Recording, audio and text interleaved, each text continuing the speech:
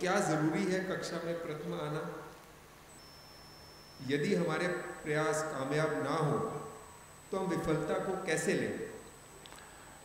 बहुत अच्छी बात पूछी है। वैसे आजकल बच्चों को स्ट्रेस इसलिए भी बढ़ रहा है क्योंकि बहुत सारे माँ बाप बच्चों के लिए बहुत सारी ऐसी चीज़ें सोचने लग जाते हैं, मेरा बेटा ये भी बन जाए, मेरा बेटा वो भी बन जाए।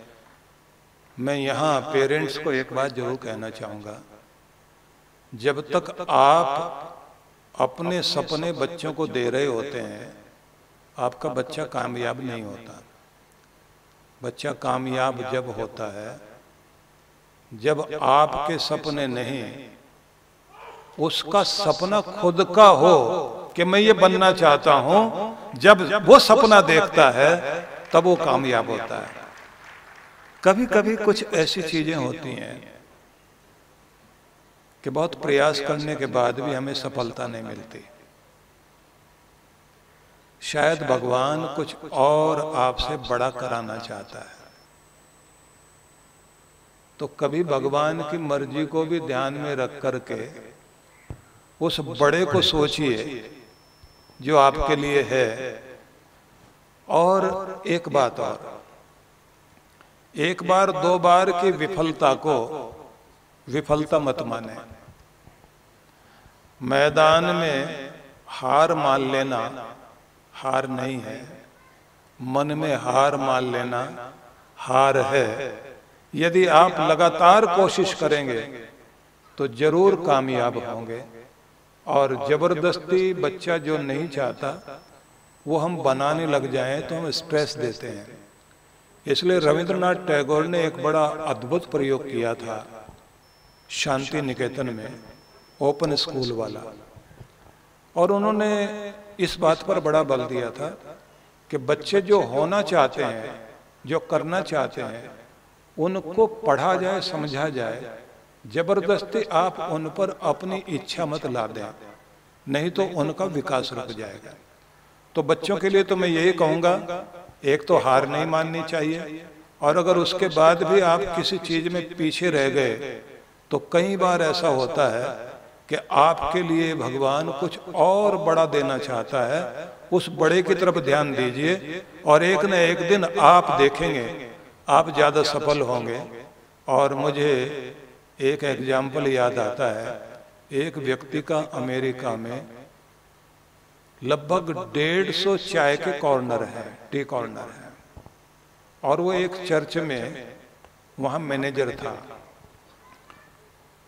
उसको बहुत बुरी तरह डांट करके वहां के प्रीस्ट ने बाहर कर दिया था और ये कहा था तू ज्यादा पढ़ा लिखा नहीं है, इस कारण तुझे बाहर कर रहे हैं।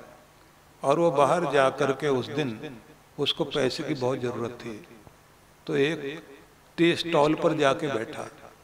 और वहां जाकर के जब वो बैठा तो उस चाय वाले ने कहा कि भैया ऐसा है, मैं कुछ ज्यादा कुछ तो तुम्हारे लिए कर नहीं सकता, लेकिन ये बता सकता हूँ कि सिर्फ जिंदगी इसी जगह नहीं चलने वाली, जिंदगी कहीं से भी शुरू की जा सकती है। तो और नहीं तो मेरे वाला ही धंधा सीख। और उसने उस समय उसको चाय की तरफ लगाया। बढ़ते बढ़ते दोनों मिलकर के काम किया और उसके बाद उसके 100 ऐसे टी कॉर्नर बने। और जिस समय वो बहुत बड़ा आदमी बन गया तो चर्च में उसी में प्रार्थना कराने के लिए और बहुत सारे डोनेशन लेकर के गया। जब वो डोनेशन दे रहा था तो वहाँ का पादरी उसको बोल रहा था कि मैं आपका बहुत थैंकफुल हूँ, तुमने हमारे यहाँ इतनी बड़ी डोनेशन दी। तो उसने कहा आपकी कृपा से ही मैं इतना देने लायक बना हूँ। तो उसने कहा कि कैसे? बोले अगर आप धक्के मार के बाहर ना निकालते तो आज मैं इतना बड़ा आदमी ना बनता, मैं भी यहीं बना रह जाता और मैं भी सोचता कोई दानदाता मिले तो मैं लेकर आऊं। तो कभी कभी जिंदगी में बहुत सारी चीजें होती हैं आपके लिए, इसलिए आप उस तरफ मत देखो जहां नहीं मिल रहा है। जहां मालिक आपके लिए दूसरा दरवाजा खोले खड़ा है उसकी तरफ देख करके खुशी मनाओ, आपके लिए कामयाबी कहीं भी हो सकती है। शुभकामनाएं।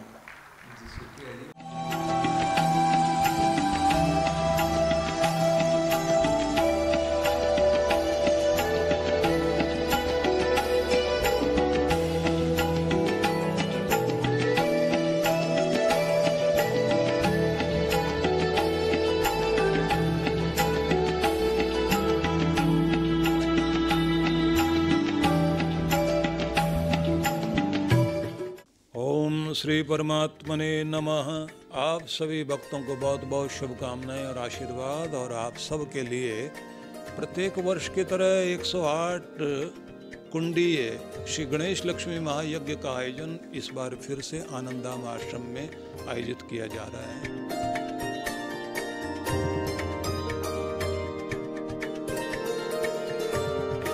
वर्षों से यहाँ साधनाएं, जप तप, मंत्र पाठ, यज्ञ, आहुति, अर्चन, वंदन का कार्यक्रम चलता ही रहता है।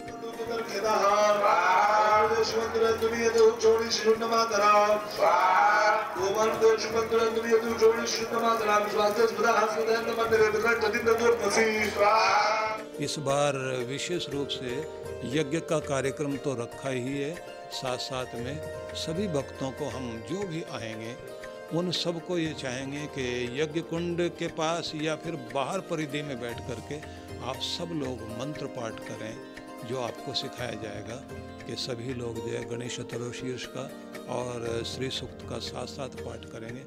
हजारों कंठों से एक साथ इतनी ध्वनियाँ निकलें तो कैसा भी दुर्भाग्य व्यक्ति का हो टूटेगा जरूर और सौभाग्य जागृत होगा, रक्षा कवच आपका काम करेगा। साथ साथ में आप सबको हम ये चाहेंगे कि अपना अपना श्री यंत्र भी साथ में लेकर आएँ, क्योंकि उसकी प्राण प्रतिष्ठा भी साथ में की जाएगी।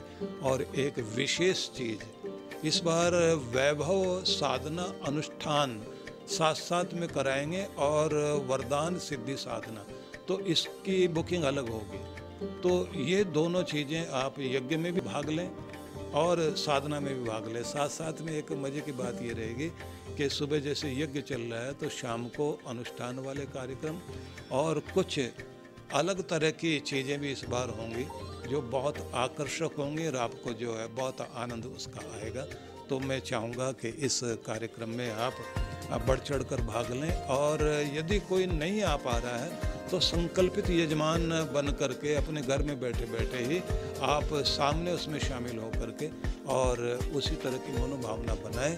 आपकी भाव तरंगें भी आपका कल्याण करेंगी। आप सबके लिए मेरी बहुत बहुत मंगल कामनाएं।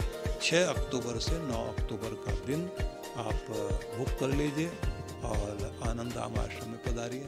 मैं आपकी प्रतीक्षा कर रहा हूँ।